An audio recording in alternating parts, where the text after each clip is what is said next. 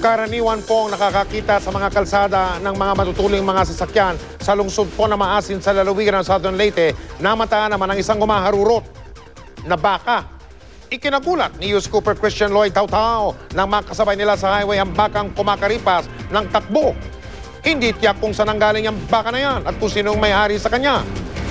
Samantala, sa bayan ng Pandan sa lalawigan ng Antique, perwisyo naman ang dulot ng isang sirang tulay na yan.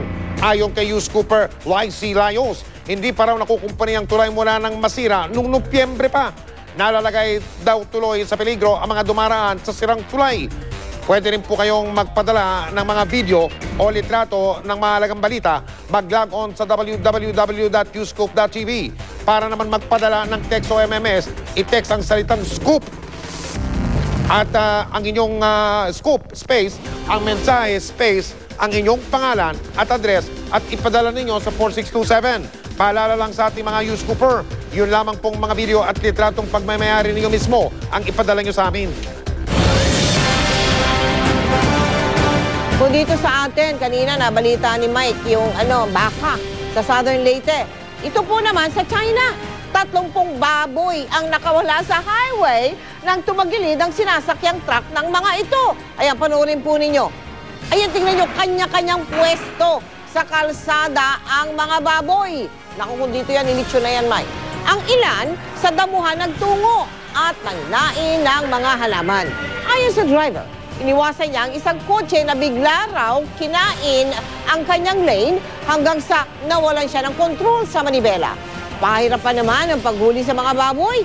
Tumagal ng mahigit 1 oras bago na ilipat ang mga baboy sa ibang truck.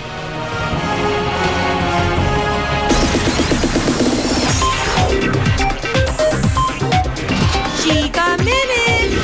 May basbas ni Batangas Governor Vilma Santos Recto ang relasyon ng anak niyang si Luis Manzano kay Jenelyn Mercado. Willing nga ba ang Star for All Seasons na maging biyanan kay Jen? Makichika kay Lars Santiago. Dahil sa Voices, Songs and Rhythms, ang province-wide singing search ng Batangas, muling nagkasama-sama sina Batangas Governor Vilma Santos Recto, ang anak niyang si Luis Manzano at ang girlfriend nitong si Jenelyn Mercado. Nang magsalita sa entablado si Ate V, in-acknowledge niya si Jenelyn bilang kaibigan ni Luis. Pero itinama siya ni Luis at isinigaw na girlfriend niya si Jen.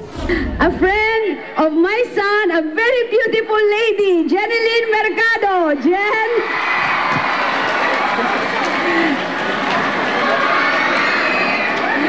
Jen, hindi ko alam paano kayo i-address eh. Girlfriend. Si Luis ang host ng contest kasama si Rufa Gutierrez at isa naman sa judges si Jen kasama sina Ogie Alcacid, Jean Garcia, Gladys Reyes, Benny Saturno at Lito Camo. Naroon din si Senator Ralph Recto. Halatang masaya ang Star for All Seasons. Approve na approve daw sa kanya ang relasyon ni na Luis at Jen. Handa na raw siyang maging biyanan. Ako ready anytime, baka akala naman inuunahan ko and ayoko naman ganun lumabas. Basta sa akin lang, I'm happy for them, yun lang. Pero magkaapo, para magpakasal, sa kanila lahat manggagaling yan. Pero ano nga ba ang plano ng magkasintahan? Lalo't niregaluhan na ni Luis ng singsing si Jen. Matagal-tagal pa. Sabi nga namin, it's a first step for a long way to go. We still have so much more things to learn as individuals and as a couple. So matagal pa po yun. Siyempre, hindi ko pa rin naman masasabi dahil masyado pang maaga para sabihin yan. Pero, di ba kahit sino naman, siyempre, sana, eto na. Sa ngayon ay ini-enjoy mo na raw ni na Luis at Jen ang kanilang relasyon at mas kinikilala pa ang isa't isa. Lars Santiago, updated sa Showbiz Happening. Mamaya sa Chika Minute, Gabby Concepcion galit dahil sa pinagdaraanan ng anak na si Casey. Tutukan yan.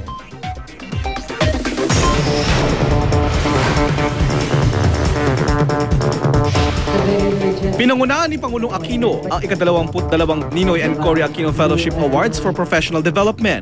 Isa sa mga kinilala ang pari at GMA News stringer mula sa Maguindanao na si Father Ponpon Vasquez. Ayon sa Pangulo, sa kabila ng karahasan at banta sa buhay ni Father Ponpon, nagpursige pa rin siya sa paggawa ng mga dokumentaryo tungkol sa epekto ng karahasan sa mga sibilyan. Bukod kay Father Ponpon, itinanghal ding Public Service Awardee si Lieutenant Junior Grade Roberto Mamaril Beltran ng Naval Special Operations Group sa La Union.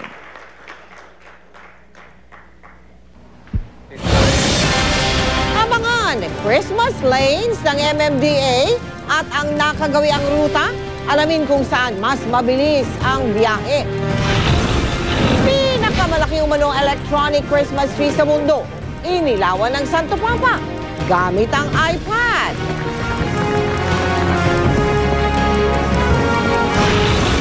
At ang mga maaari ninyong mabili sa Celebrity Ukay-Ukay, silipin. Walang patid na pagtutok dito lang sa 24 oras.